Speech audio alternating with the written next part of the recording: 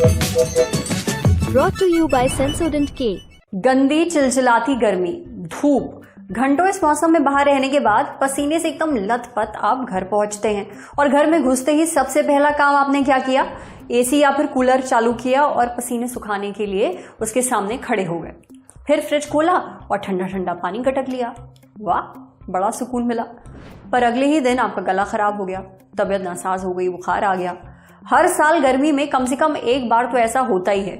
Mummy lakh कहें, अरे अभी गर्मी से आए हो, ठंडा पानी ना पियो, ठंडा गर्म होगा तो बीमार पड़ जाओगे, पर आप नहीं सुनते। पर मम्मी की बात एकदम ठीक है, ये आदत वाकई आपको बीमार करती है और ये बहुत ही आम समस्या है। इसलिए आज के एपिसोड में डॉक्टर से जानेंगे कि गर्मियों में ये ठंडा गर्म आपको बीमार क्यों कर देता है। एसी से निकलकर तुरंत गर्मी में जाने से या फिर तेज गर्मी से डायरेक्ट एसी में आने से क्या नुकसान होते हैं। ऑफिस जाने वाले इस पर खास ध्यान दें। डॉक्टर बताएंगे कि तेज गर्मी से आते ही ठंडा पानी या फिर कोई भी ठंडी चीज पीने से क्या नुकसान होते हैं। साथ ही जानेंगे खुद को बचाने के तरीके। तो सुनिए। गर्मियां बढ़ती जा रही हैं, हम बाहर निकलते हैं तो हमें प्यास लग जाती है, तो फटाफट हम ठंडा पी लेते हैं।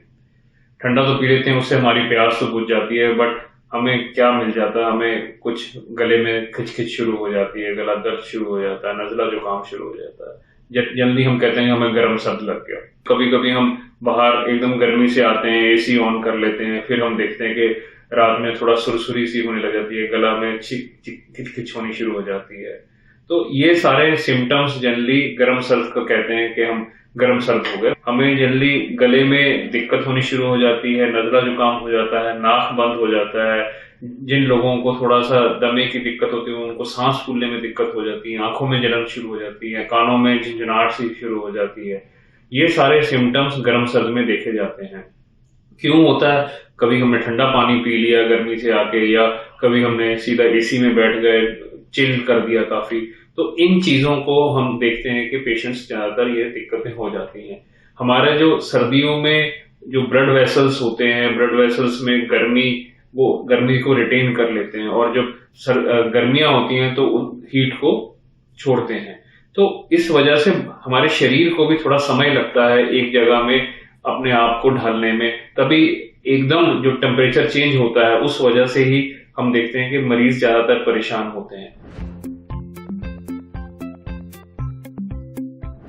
अगर ज्यादा दिक्कत हो रही है तो अपने एंटी एलर्जिक्स ले सकते हैं हम, क्योंकि ये जनरली वायरल होते हैं। Antero virus, rhino virus generally गर्मियों में ज्यादातर लोगों को परेशान करते हैं। तो एंटी एलर्जिक लेके अपना थोड़ा सा सिम्टम्स को, जो आपके लक्षण हो रहे हैं, उन चीजों को सामान्य कर सकते हैं। दूसरी चीज, आप एकदम जब गर्मी से आते हैं तो एकदम एसी मत चलाइए, पहले पंखा चला लीजिए, फिर आप अपने एसी को थोड़ा सा 24 से 26 डिग्री तक रखिए कि एकदम ठंडा ज्यादा ना हो कि आपको गर्म सर्द होने का चांस रहे।